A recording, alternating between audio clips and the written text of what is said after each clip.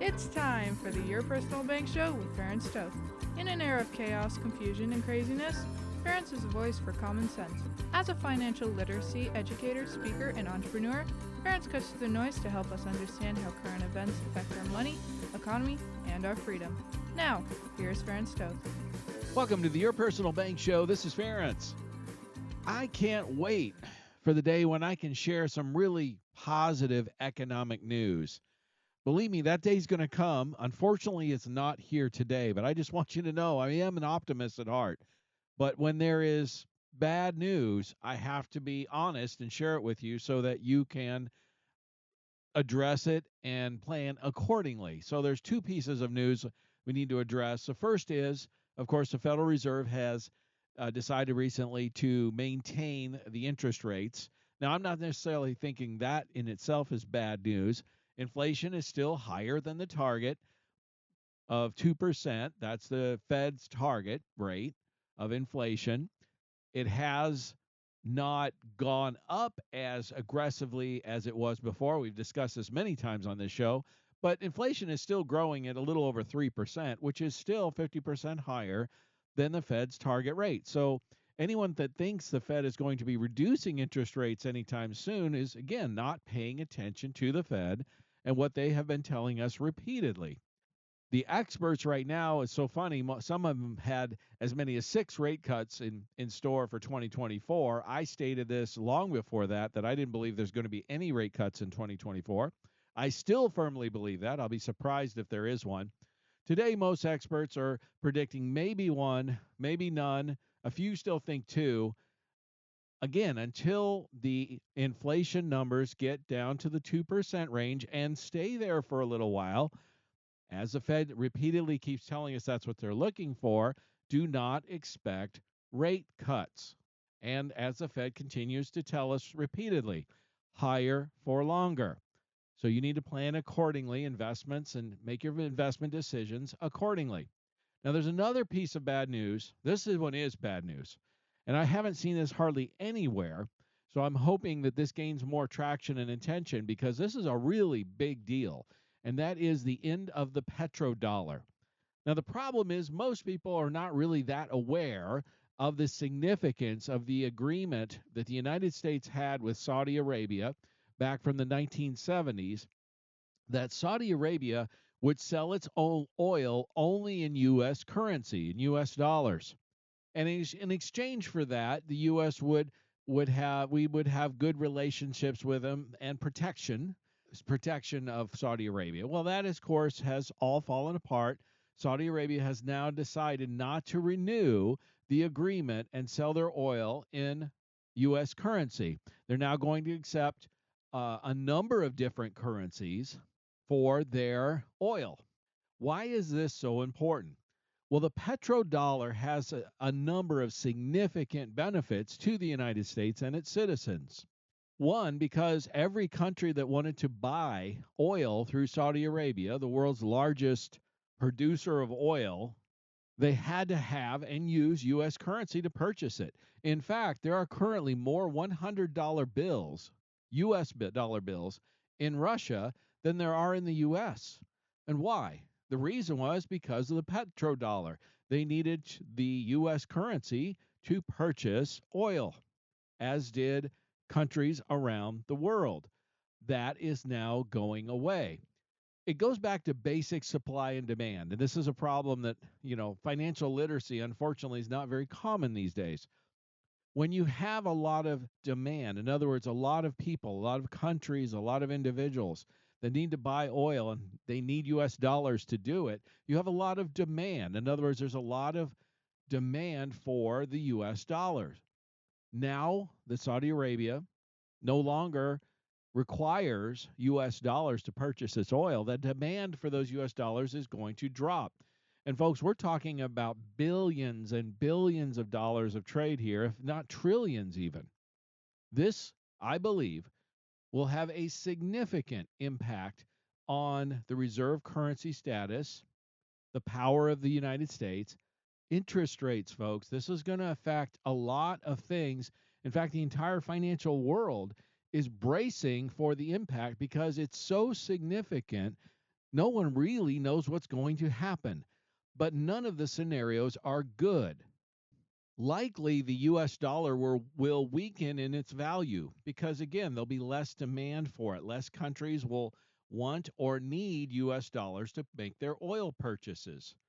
The petrodollar is not just a economic benefit to the United States, it's also a geopolitical.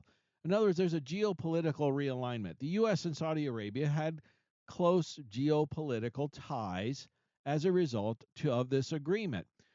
Is Saudi Arabia now going to realign closer to countries like China and Russia, which is what we see happening as we speak?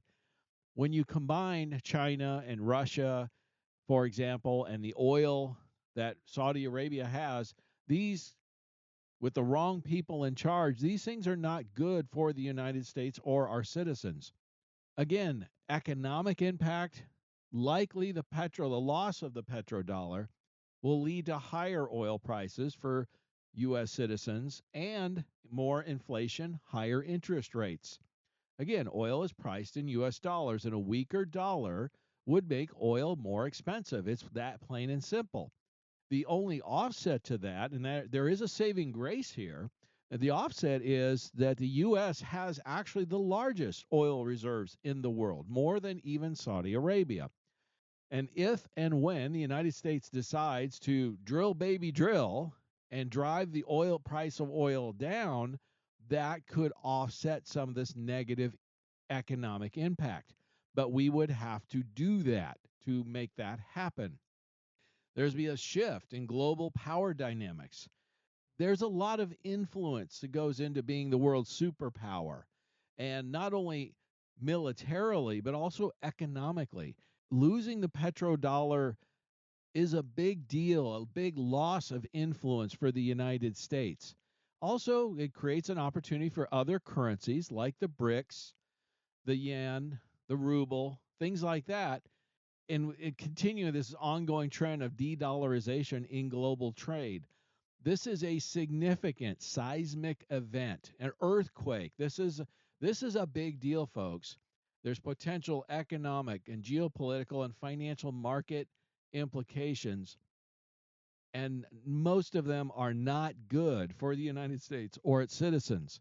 We will see what happens with this, but my suggestion is it'd be a good idea to get more conservative and protect yourself from more risk, because this could cause significant economic impact, as I've stated here several times already.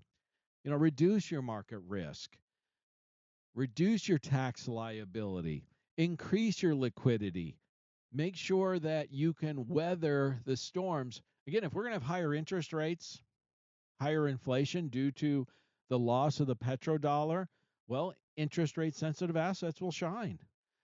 Assets like the stock market, most stocks, most companies, real estate, things like that will suffer. That's just a fact of life. Your personal bank does that. Annuities do that. They shine. So do bank monies, things like CDs and such. Those type bonds, those types of things shine in a higher interest rate environment or a higher inflationary type environment. And to diversify is just wise anytime, but especially more so when there's more uncertainty, which this loss of the petrodollar agreement with Saudi Arabia certainly creates more uncertainty for the future economic situation that we're going to be dealing with going forward. If you want more information, I encourage you to contact me at yourpersonalbank.com. I can show you how to reduce your market risk and create a tax-free bucket of money to give you more options, increase the liquidity on your money without having negative impacts, whether it be taxes or penalties or those types of things. I stated this repeatedly. This is the best time in over 40 years to look at a personal bank policy, a high cash value dividend paying policy. Dividends are increasing. This is the first time we're at a 40-year low, folks, like a 42-year low, actually. And it also is the best time to look at an annuity in terms of returns, because the returns are so much higher than they were even a couple of years ago. Recently, I met with a couple of clients. looking at annuities they bought literally 2 years ago, and then looking at the current ones. The rate of returns, looking at the same index strategies with no downside risk, were 3 and 4 times higher than the annuities they purchased just a couple of years ago. So if the returns you're getting on annuities or high cash value policies or any of these kinds of things are not what you would expect or not happy with, you really should take a look at what's going on right now. Or if you're concerned about the market risk or the uncertainty, as I think many people should be. Here's another fact. Warren Buffett, I shared this, I believe, a couple of weeks ago, is sitting on more cash than at any point in his career. He recently, in the last quarter or so, has sold more stock than I think just about at any point in his entire career. He also made a statement that he would reinvest in the stock market when it crashes. He didn't say if, he said when. Look, Warren Buffett's been known and called the best investor in history. I think he is a person to pay attention to and to listen to what he's saying.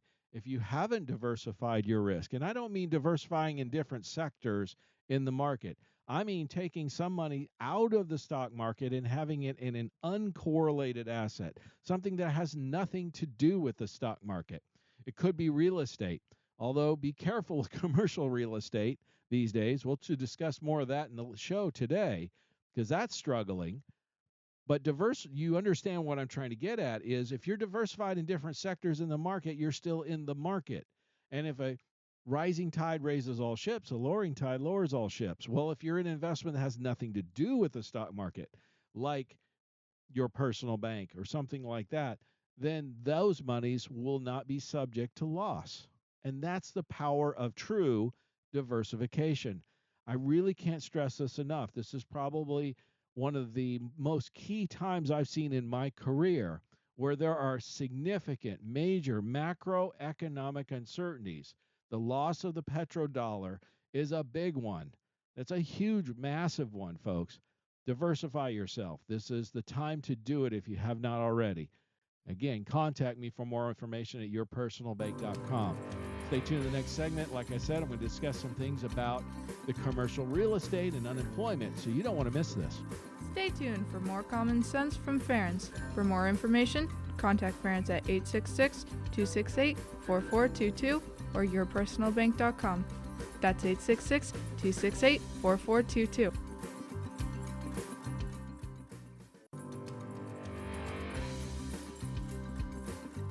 Welcome back to the Your Personal Bank Show with Ference Toth.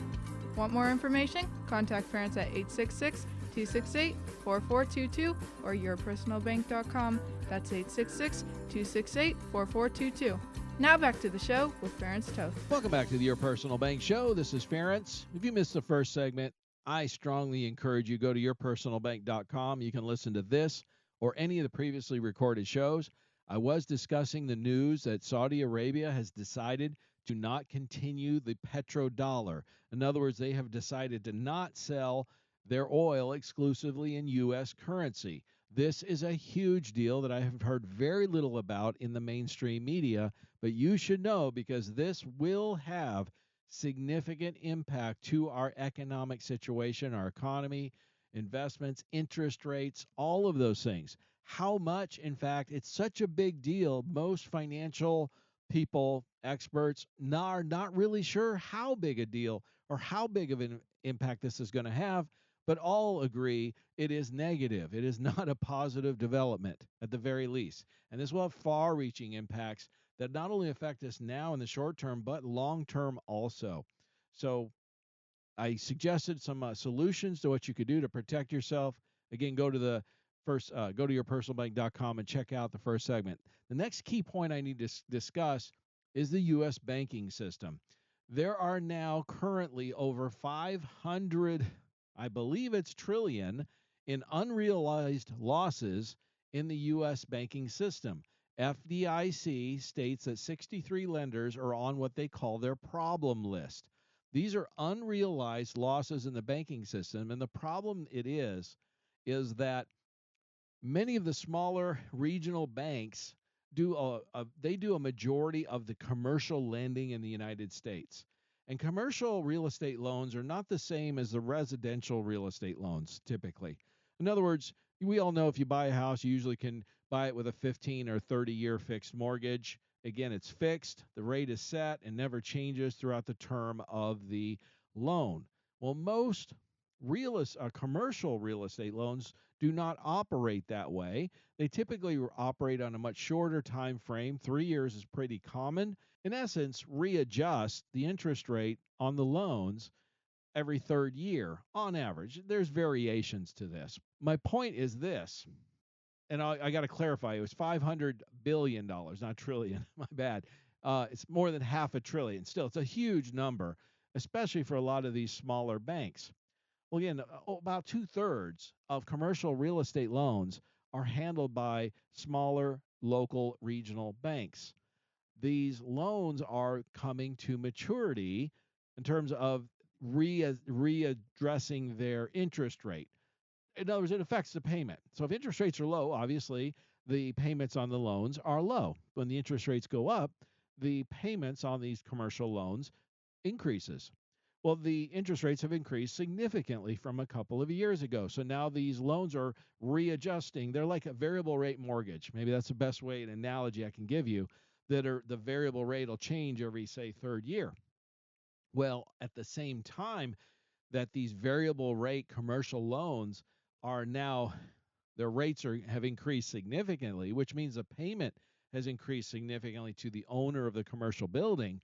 The value of the building has also dropped significantly because demand for office space in particular, retail space, things like that, is at near all-time lows.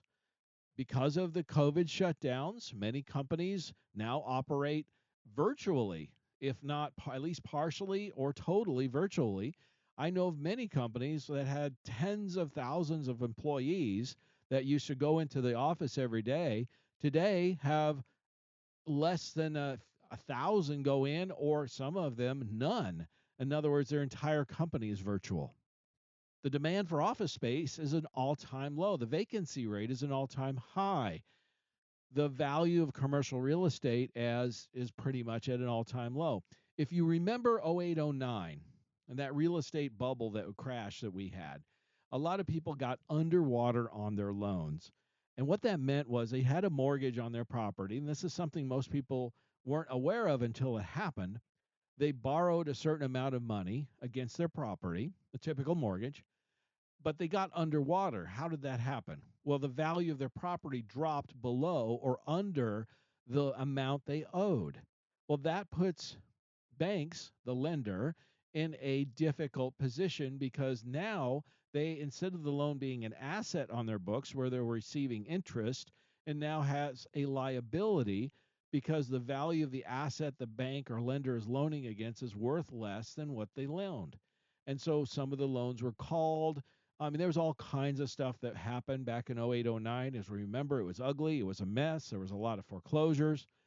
It was a mess. Well, we're at the beginning of that cycle right now as we speak in the commercial real estate market. And this could get seriously ugly before it gets better. Again, when you have over $500 billion in unrealized losses, this means these banks are going to have to shore up their cash reserves to offset these losses. And some of these banks are not going to make it. They're going to fail. As I stated earlier, FDIC has currently identified 63 lenders that they consider on their problem list. And if these banks, these lenders cannot raise the additional capital to keep their reserve requirements and things like that, they're going to face liquidation. They're going to go out of business. These are things that are going to happen. There's going to be big problems. Properties are going to get foreclosed on because many of these commercial owners are looking at these properties saying, hey, the value of the property has dropped. The payment has gone up significantly. The vacancy rate is up. We're losing money, and we can't continue doing this indefinitely. And they're going to be foreclosed on or whatever. There's going to be a number of things happen. Like I said, a month or so ago, the tallest building in, I believe it was Fort Worth or Dallas, foreclosed. Well, the bank foreclosed on them. They tried to sell it at auction, and I think they offered it like 10 cents on the dollar what it was worth, and nobody would buy it. I mean, this gives you an idea of how bad of a situation we're looking at with the commercial real estate market. So why is this all important? Well, if you're looking to diversify, as I said in the first segment, into non-correlated assets that are not subject to the market, because you're concerned about the loss of the value of the dollar, could impact the markets negatively, because the U.S. dollar, no petrodollar is no longer the world's reserve currency, because Saudi Arabia is now going to sell their oil in various currencies, not just the U.S. dollar, which will reduce demand for that. Well, you want looking for alternatives, I don't think I would look in commercial real estate right now. That's a pretty ugly place to be. Let me get to a solution. Again, you want something that's insured, guaranteed, tax-free. Your personal banks will do that. And again, part of this petrodollar situation and all that is with the reduction, as I stated in the last segment. If you missed it, this is important, so it's worth repeating. With the reduction of demand for the dollars because of countries needing U.S. dollars to buy their oil. They don't no longer need to do that to buy it from Saudi Arabia, who's the world's largest oil producer right now. They can buy it in other currencies, and some of them including their own. The value of the dollar would not only drop, but also then the U.S. bonds, the value of those bonds will be lessened.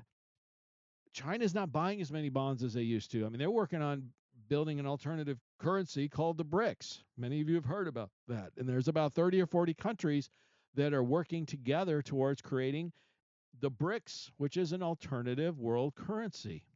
In other words, China's not going to have the need or desire to invest as much into the U.S. dollar because they were one of the biggest buyers of oil, for example. They won't need as many U.S. dollars, or they won't want to buy as many U.S. bonds. The federal U.S. government is selling more debt, more bonds than in history because they're spending more than in any other point in history. And because there's a huge, I've discussed this on the show so many times, a huge surplus, there's a glut of bonds that our U.S. government is selling, U.S. bonds, and now the petrodollar's gone away. So the demand for that is lessening. At the same time, they're selling an all-time record. That is all bad news, folks, economically. Supply and demand. You have an all-time high supply, and you have weakening demand. What are prices going to do? Well, with bonds for the seller, which is the U.S. government, they have to increase the interest rate to entice the bond buyers to buy more. What does that do? That's going to push and force interest rates higher for longer, much like the Federal Reserve has been saying, but the bond market can also have an impact on that. If you're an investor looking to invest and get a interest-bearing guaranteed return like many pension funds or wealth sovereign funds do, the big institutional investors, and you see a higher return on bonds, U.S. bonds, because the government is sweetening the deal because they got too many to sell, they got so many they have to sell, well, why would you buy U.S. mortgage debt, for example? You would buy the bonds. You're going to buy the one that pays a higher interest rate.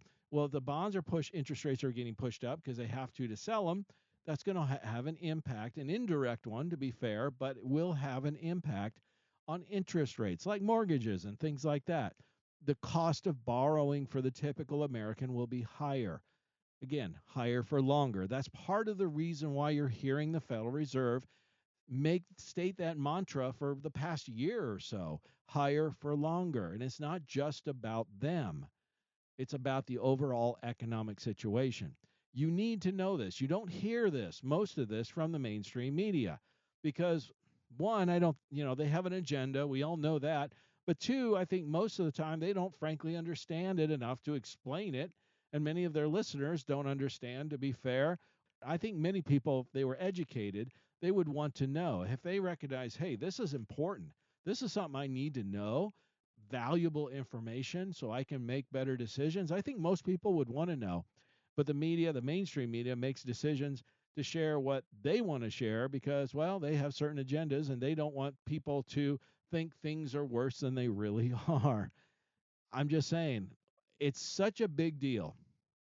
Going back to the petrodollar for a minute, the loss of that, Saudi Arabia not selling their oil exclusively in U.S. dollars, it's going to have such far-reaching impacts, it's hard to predict how much it's going, or how bad and how long. It's going to have far-reaching impacts, not only just, like I said, immediately, but longer term. This is not good news for America or Americans. And there's just no two ways about it. That is something nearly every person who understands economics agrees with. This is not good news, and you need to know it. You need to be aware. So, again, you make better decisions so you can diversify, so you can create tax free, guaranteed returns, things like that. And annuities, high cash value life insurance are great options. Again, the best I've seen. It's been, in my career, it's the best it's been in the last 42 years, folks. Again, I can't stress enough. If you haven't looked, if you're considering annuity or you have an annuity, you really should contact me to look at some of the best ones available. They're so much better than they were even just 2 years ago. With guarantees, tax-free, insured, high liquidity, your personal bank is it's the best time in 42 years for that too. So contact me at yourpersonalbank.com. Next segment, I'm going to talk about unemployment, and this is eye-opening, so you don't want to miss it. Stay tuned for more common sense from Ference. For more information, contact Ference at 866-268-4422 or yourpersonalbank.com. That's 866-268-4422.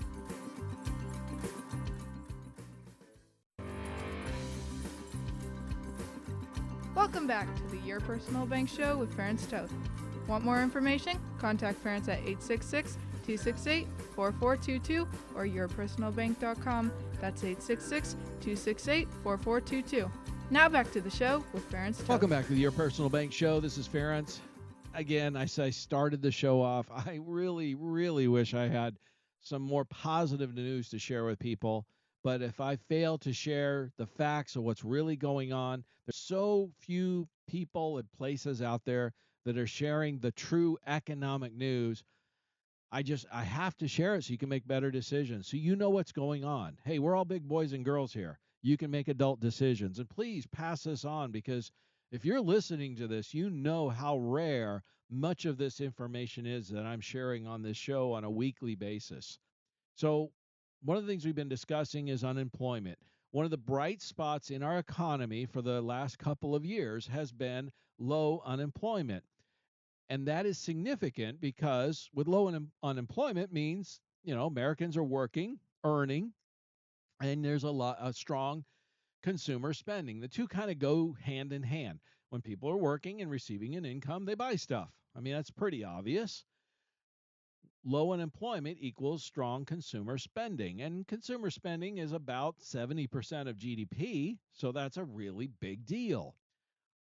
And so one of the statements I've been making is, if we go into recession, really the only thing that's held us back, has stopped us from going into recession, has been strong consumer spending, and it's been buoyed by the low unemployment. So I've been stating for a while, if we go into recession, what's going to be the determining factor? When you see unemployment numbers start to rise, look out below, because again, that is the last bright spot. That is the last thing holding up this whole house of cards, in my opinion. But that's the last thing holding all this up. Well, it turns out that the unemployment numbers that's come out now, the federal government, I shared some of this about a month ago, but more details have come out. It turns out in 2023, the federal government overestimated the number of jobs in the U.S. economy by an average of over 100,000 per month.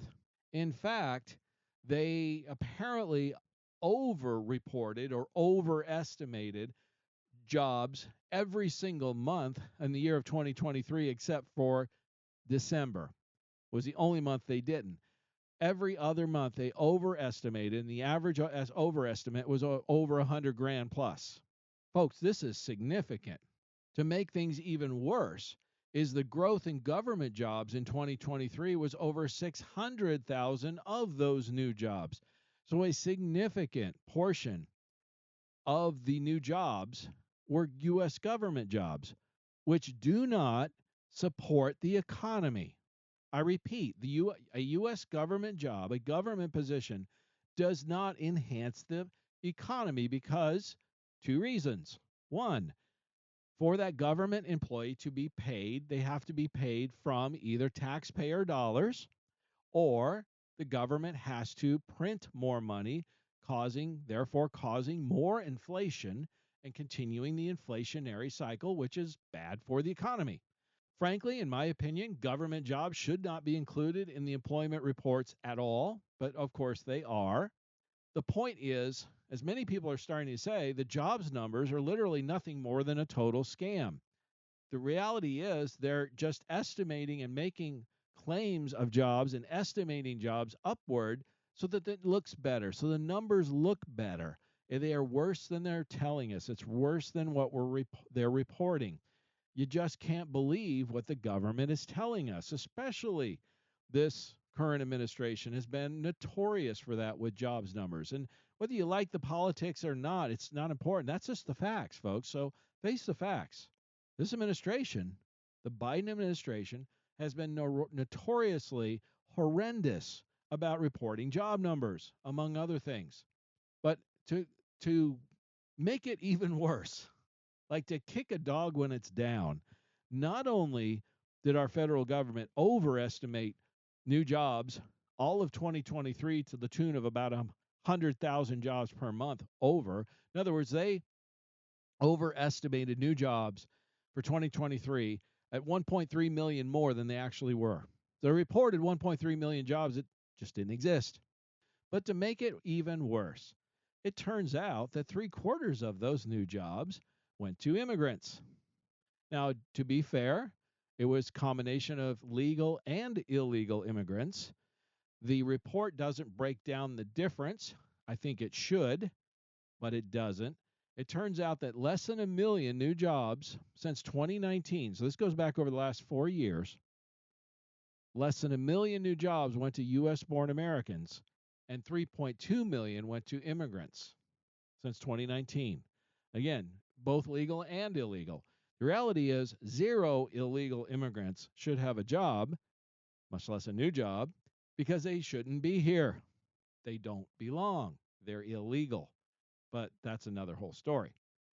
So apparently only a quarter of the job growth for the last 3-4 years has actually gone to natural born U.S. citizens. The rest, again, has gone to immigrants. Now, again, legal immigrants, I have no issue with. More power to them. They came here to start a new life, to have a better life for themselves. They're willing to work, all that. They should. That's all great. 3/4 of the jobs going to non-natural born citizens. I'm sorry, that's not a good ratio. It also points out in this study, percentage of men, working age men, that's considered 25 to 54, participating in the labor force is really at all-time lows. In fact, we're at like 88%. The high was 96% in 1960. And part of the reason they attribute that to being is the competition for jobs. It just has caused some people to just drop out of the system out of sheer frustration because they're getting, folks, here's the reality. Here's the dirty little secret. They're getting discriminated against. And the immigrants, sometimes the illegal immigrants, are getting preferential treatment. That's the real undisclosed facts out there. Whether you choose to believe that or not, I guess that's up to you. But it's sad but true, and really frustrating for somebody who's here, who's a citizen, and they should deserve, if they qualify, they should deserve to get the job. I want to change gears here for a minute because last week's show, many of you listened to, and I got some great feedback from David Walker's interview. He's a former Social Security trustee, former Comptroller General of the U.S. government, and it was eye-opening. It was really eye-opening because we all know that if you're paying attention at all, you know that the Social Security trustees are telling us, these are the people running it, the fiduciaries that are running the trustee fund are telling us that excess funds are going to run out in 2035. And they will only be able to pay about 83% of current benefits or promised benefits to retirees unless something changes. That's a lot of what the discussion I had with David Walker was about. And like I had this one call, this one gentleman, he said, well, something needs to be done. Who do we call? Who do we contact to fix this? And I responded to him. The answer is Congress. And he's like, oh. He got very deflated when I responded to that because the problem is, who is responsible for making sure Social Security is solvent? The ultimate responsibility is Congress. You could contact the Social Security trustees if you want. That's fine, but they don't have any, they're administrators. They don't have any control to change payments or benefits or any of those kinds of things. It's Congress. And that goes to show you that we as American citizens have been woefully inept in paying attention to what our representatives have been doing, particularly in the last couple decades. It's been pitiful. This just demonstrates why we need to pay attention to our representatives and how they are representing us. Are they spending more than the government receives? Do they consistently vote for that? Well, they need to be replaced because excess spending depletes. That's part of the reason why the Social Security funding is not doing so well. Do they consistently vote for sending money around the world to other countries and support foreign wars? You know, if Social Security is supposed to run out in less than a decade or about a decade, not be able to pay full benefits, do we really need to be sending hundreds of billions of dollars to foreign wars like Ukraine and other places? Doesn't make sense to me. It doesn't make financial sense. It doesn't make fiscal sense at all. So those are just a couple of examples of think about, pay attention to who you are voting for and educate others. He even asked me, well, what can we do? I said, well, the first step is recognizing, educating the public. And I saw a study just this last week that stated that only 30% of Americans are aware that Social Security funding, the ability for Social Security to pay full benefits, is going to dry up in about a decade. Only 30% of Americans. That's pathetic. The first step is we have to make sure the majority understands the problem. You can't fix a problem until you're aware of it, can you? You need to be made aware of it. And that's part of why I've been ringing the bell. Somebody called me some years ago the town crier. Sharing the true information. Again, you're not going to hear most of this from the mainstream media.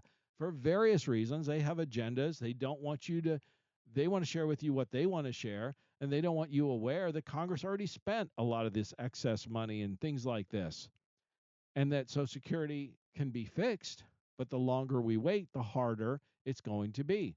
Well, there's a Newsweek article that had there's some representatives that are making some efforts to try to shore up Social Security so that it will not run out of money in a decade.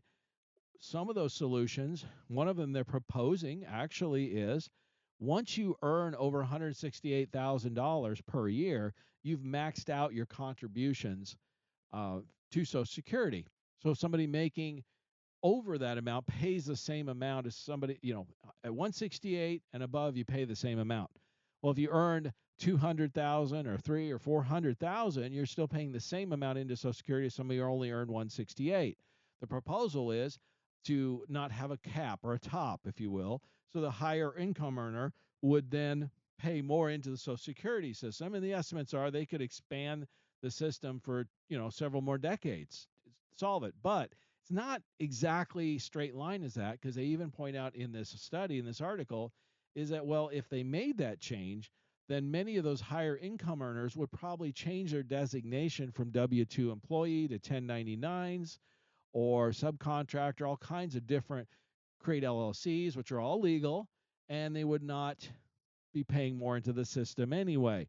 So it's not really the panacea and the solution. It's an interesting idea, not really a good solution. Raising the retirement age would be one that would work. I know it's not a lot of support for that, but it is a solution that would work. And if we don't do anything, it's going to pay about, as it's stated right now, about 83% of current benefits.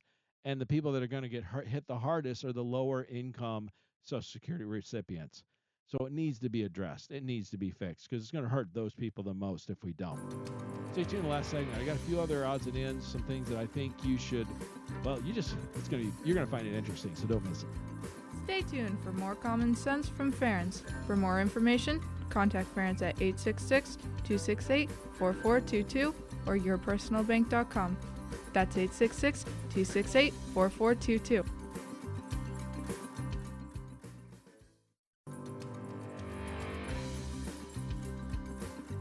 Welcome back to the Your Personal Bank Show with Ference Toth.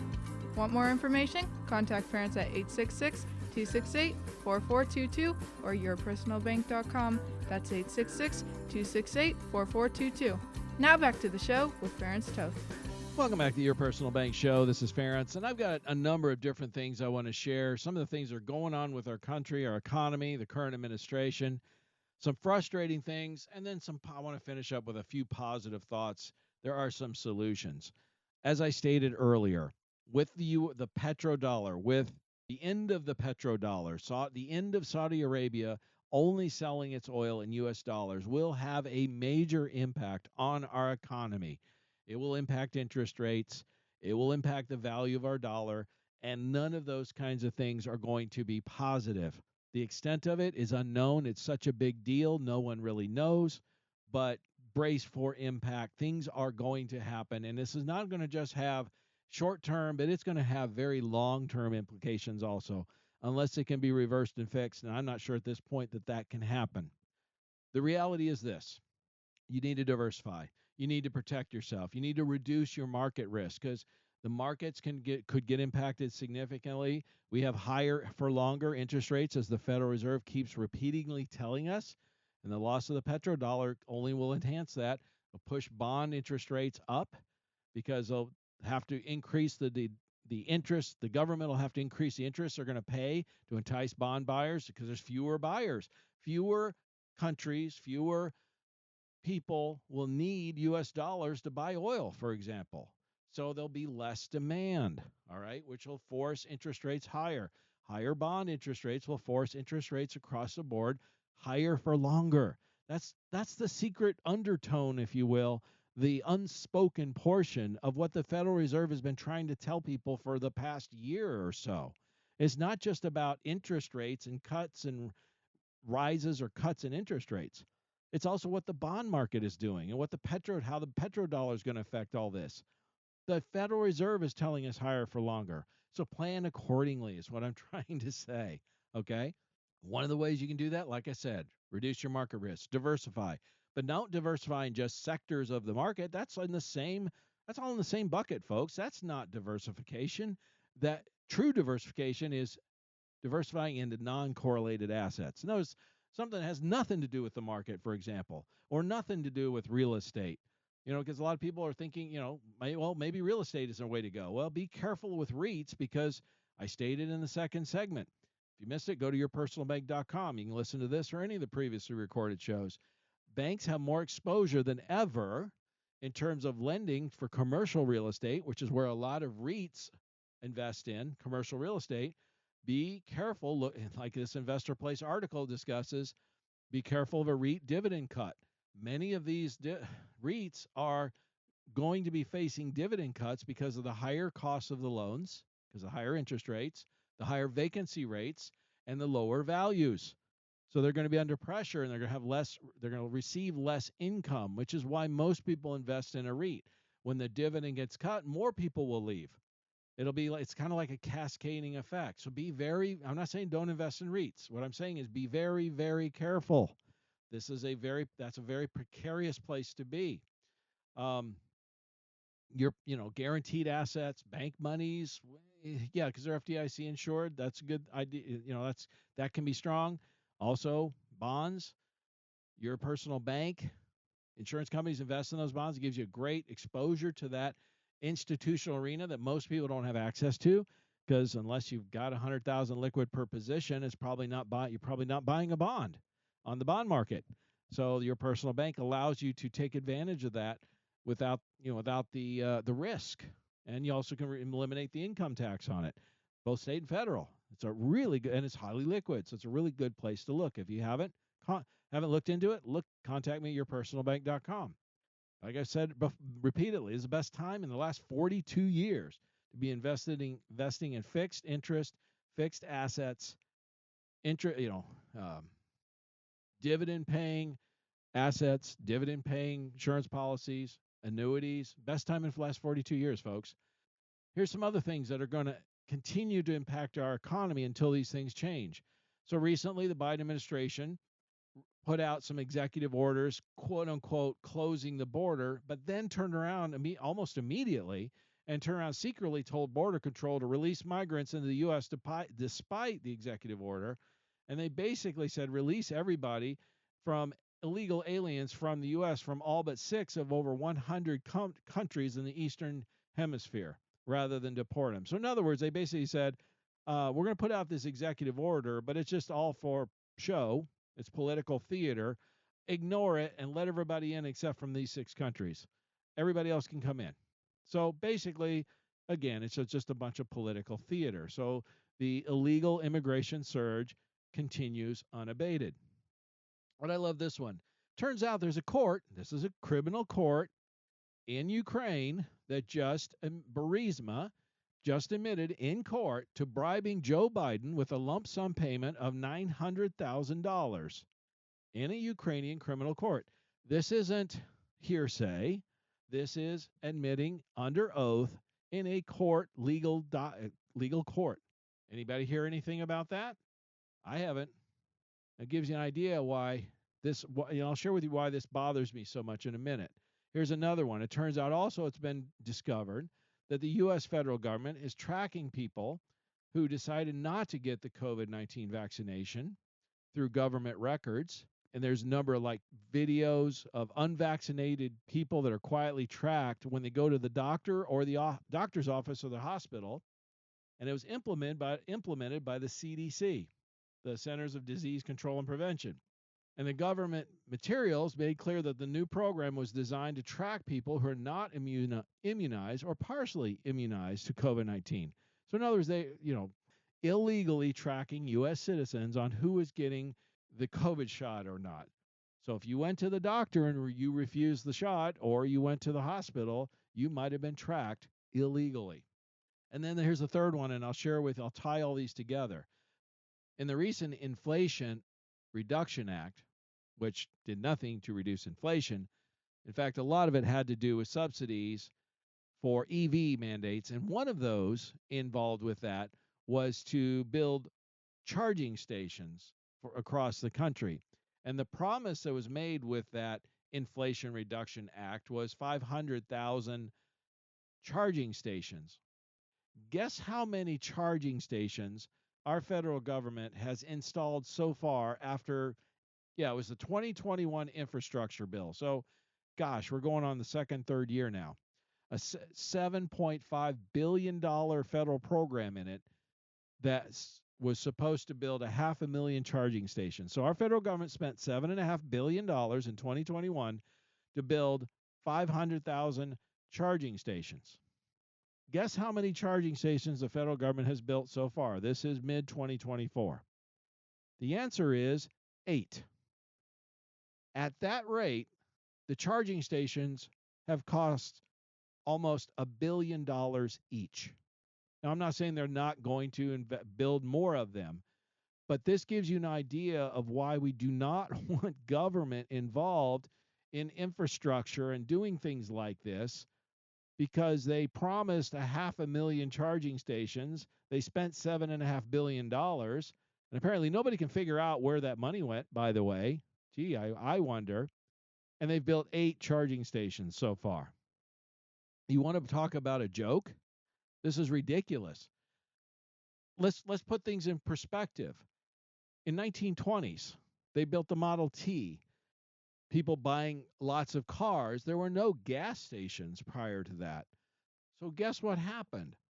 Did the government get involved and build 500,000 gas stations across America because there were a bunch of cars suddenly being built and purchased? No.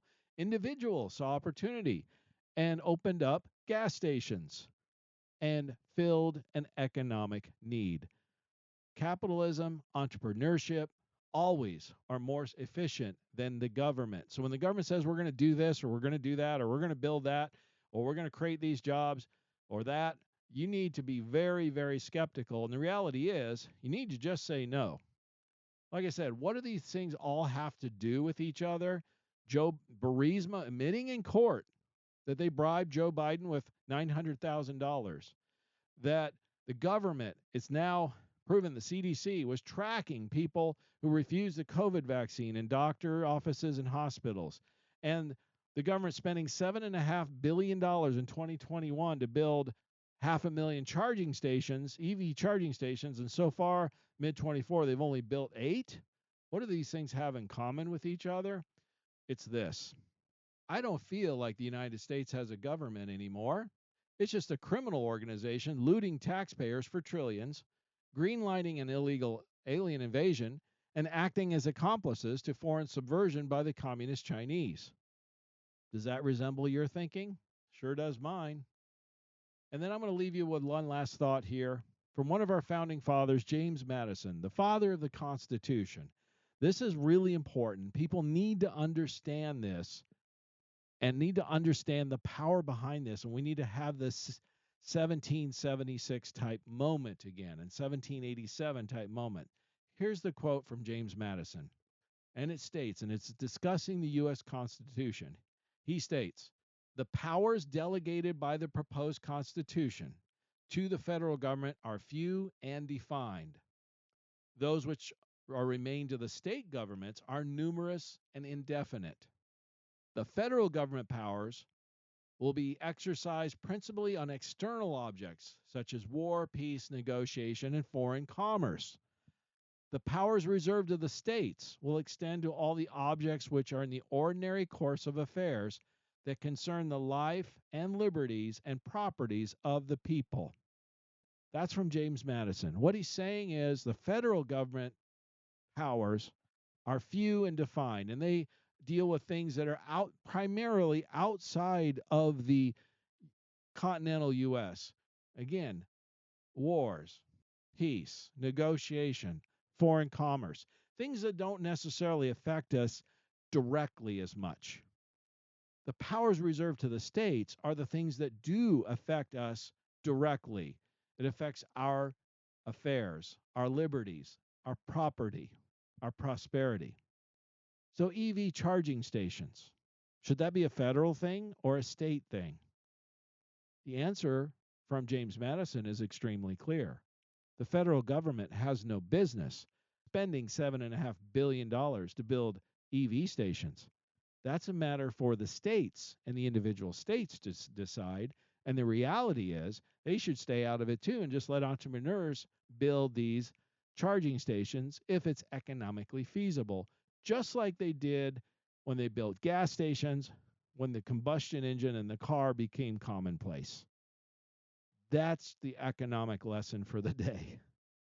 Contact me if you want to learn how to navigate this chaotic economic situation we're dealing with going forward. The loss of the petrodollar, folks, don't underestimate the impact I believe that's going to have. Diversify, protect yourself, reduce your market risk, increase your returns, increase your liquidity, get the guarantees, diversify in non-correlated assets. Your personal bank can do that. Annuities can do that. This is the best time I've seen, and it's the best time in 42 years for these types of assets. Look into it for your portfolio and your economic future. As always, stay tuned next week for some more great information on the Your Personal Bank Show. And as long as it's on our money, in God we trust. Listen Tuesdays at noon and Saturdays at 1 to the Your Personal Bank Show for more information. Contact Ference at 866-268-4422 or yourpersonalbank.com. That's 866-268-4422. This show is designed to provide accurate and authoritative information. The presenter and guests of this program do not engage in legal, accounting, or tax advice. Professional advice regarding your situation should be sought if required. Some products discussed may have limitations and not be available in all states. Excessive unpaid loans may affect performance. Distributions may become taxable if not managed properly. Replacements may not be suitable for everyone. There may be charges when replacing coverage. Dividend rates and bank line of credit rates may change. For current rates, contact Ference at 866-268-4422 or yourpersonalbank.com. Again, that's 866-268-4422 or yourpersonalbank.com.